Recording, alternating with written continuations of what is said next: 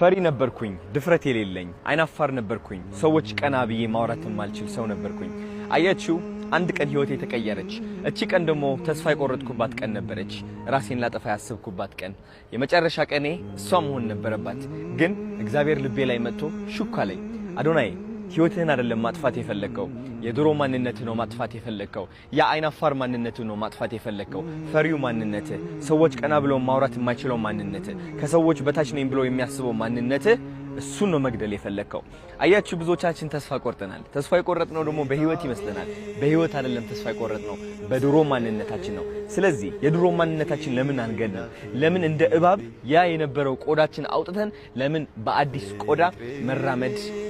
አንፈልግም አንጀምርም ብዙዎቻችን ግን እንፈራለን የሚወዱን ሰዎች አሉ በዛ ድሮ ማንነት የሚያፈቅሩን የሚያከብሩን ሰዎች አሉ በድሮ በማይጠቅመን ማንነታችን እየተከበርን እስር ውስጥ እንኖራለን